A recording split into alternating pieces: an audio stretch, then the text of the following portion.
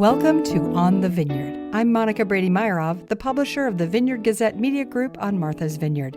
We're so glad you're here. On the Vineyard is sponsored by Crane Appliance. Hold on to your hats and your stomach if you like gravity-defying rides. There's a new amusement company bringing rides to the agricultural fair this year. Maybe some of the specific rides and the way they look might be different, but Fiesta Shows is no stranger to doing these kinds of fairs. More on that story in a moment. Happy 4th of July. The island has been gearing up for Independence Day all week with red, white, and blue bunting and American flags on fences and lawns. And the number of people on the island has certainly picked up, as evidenced by the lines at the coffee shops. Today, the Vineyard Gazette's antique 1946 red truck will be in the Eggertown Parade, and if you're on island, come check it out at 5 p.m. We at the Gazette have been preparing all week by folding pressman hats out of specially designed newspapers. Kind of goes south in a way. Yeah, you can start seeing the hat kind of form with should have the Vineyard Gazette out here. Yep. Yeah. If you've been to a parade, you know what I'm talking about. They're square hats made out of the paper we use to print the newspaper in-house at the Gazette every week. They're designed with a 4th of July message on the front, and this year, a picture of a shark sitting in the red Gazette truck on the back. Get yours thrown to you from the truck at the parade. That's the sound of the historic press in the Vineyard Gazette offices in Eggertown printing the paper. And that means it's time to go upstairs to the newsroom and check in with Bill Level, the editor-in-chief, and the reporters on this week's news. Turning now to Katrina Liu, who has a story on the agricultural fair, which is changing its rides. They've been with Cushing Amusements for over 50 years, but this year we'll see a new company taking over. Katrina? Hi, Bill. Yes, so the contract that the Ag Society had with Cushing Amusements didn't work out as they were negotiating a new contract. So Fiesta Shows will now be providing the entertainment and rides up until 2029. Now, we are traditionally an island that, is a bit adverse to change, so this is a big change, but the folks over at the Ag Society have assured us it's not going to look that much different, correct? Correct. So it might look a little different with the specific billboards that are up, maybe some of the specific rides and the way they look might be different, but Fiesta Shows is no stranger to doing these kinds of fairs. They provide the entertainment for the Topsfield Fair in Massachusetts. That's one of the biggest fairs in New England, so it should be a good time still. Now, there is going to be one big change, not this summer. This summer, the fair will be traditionally held the third week of August, starting August 21st, correct? But in subsequent years, because of scheduling, that is going to shift. Yes, next year's dates will be different. They will be held August 13th to 16th. That's when the fair will be next year, which is earlier than a lot of vineyarders and residents and visitors are used to. That is mainly due to scheduling purposes with Fiesta Shows because they do, like I mentioned, provide entertainment for other fairs that are happening around the same time. All right. Thank you for that story, Katrina. Turning now to Ethan Genter, who has another in a series of stories about ticks. Now, for folks who saw the print edition and online, there was a really sad picture that came in this week. I just feel like I have to mention of this fawn with its eyes basically closed. It had so many ticks swollen. It looked like it was nearly blind. So that really told the story of what we're up against with ticks on this island, and Ethan dug into whether some of these potential remedies are working. Ethan? Yeah, we talked to researchers both here on the island and in New England. There's this, it's called NUVEC, which is a research organization, kind of a coalition of all the New England states, looking at what tick control measures work, if any. And this is something that's kind of been going on for a few years and came to the vineyard for the first time this year. And everyone's got an idea of what they think should be done on this issue, but the scientists say it's not so simple. Yeah, it seems like let's kill the ticks. Oops, we better kill the deer. Oh, we got to kill the mice, or we got to sort of, figure out how to keep the ticks off the animals that spread around the island. But you sort of broke down some of those for us. Yeah, when talking to researchers here, one of the big things they say is we have to get a control of the deer population. The deer are one of the main food sources for ticks, and we just have a really high density of deer here and kind of the perfect habitat for them.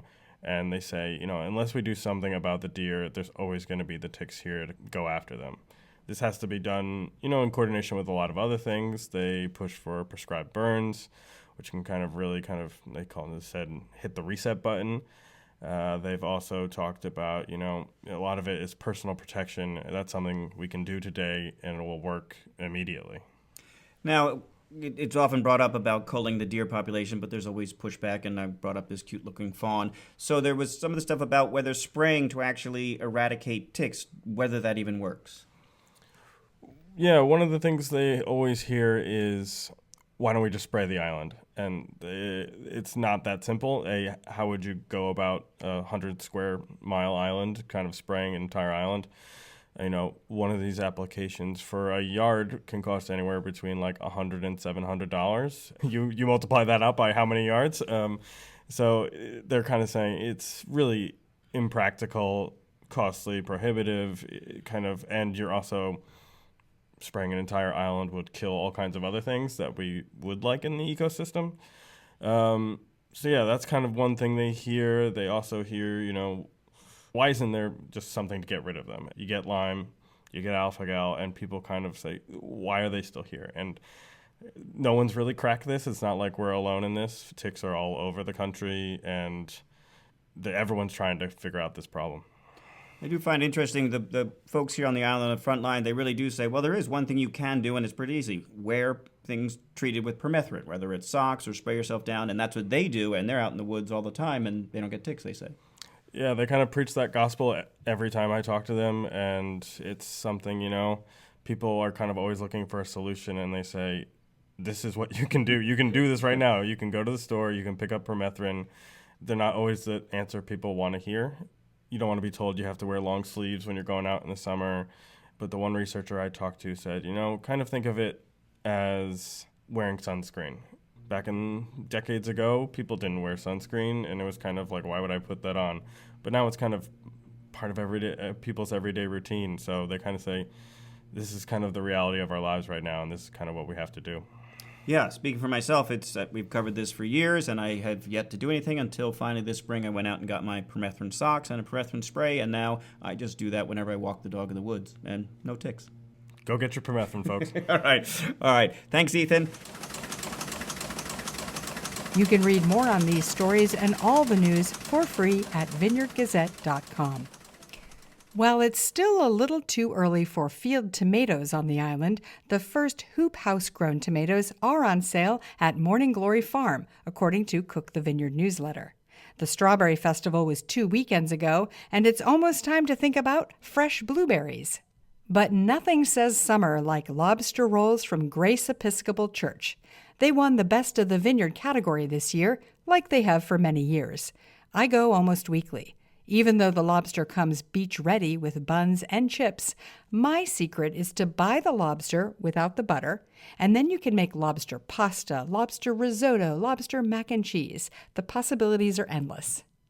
Now that we're talking about food, I loved reading Jessica Harris's recipe for Mom's Fried Chicken in the July issue of The Vine. Everyone on island receives a Vine free in their mailbox, and subscribers to the paper get it too. Harris is an OB summer resident who has a new cookbook called Braided Heritage, Recipes and Stories on the Origin of American Cuisine. The recipes include some good ones for the 4th of July, like deviled eggs. Now, I'm sure you've heard the term summer people. Gazette editor Henry Beadle Huff was writing about summer people back in 1940 in his Country Editor book. He wrote, "The expression summer people, like any other label applied to human beings, was absurd. It did not cover the varying degrees of our visitors, or allow for the difference in their relationship to the town and its people. When the hotels opened at the last of June, the season was on full blast, and one spoke of the visitors indiscriminately as summer people." Well, that's exactly where we are right now on the Vineyard. Summer people and all, whatever that means to you, have arrived. I welcome them to the Vineyard and hope they're listening, and tell a friend who loves the Vineyard about this podcast. Our theme music is from island composer and musician Michael Hayden. Thanks to our sponsor, Crane Appliance. Their appliance experts listen to your needs and help you choose the right appliances for your home. Crane Appliance. They call the Cape and Islands home. I'm Monica Brady-Meyerov. Thanks for joining us on The Vineyard. Talk to you next week.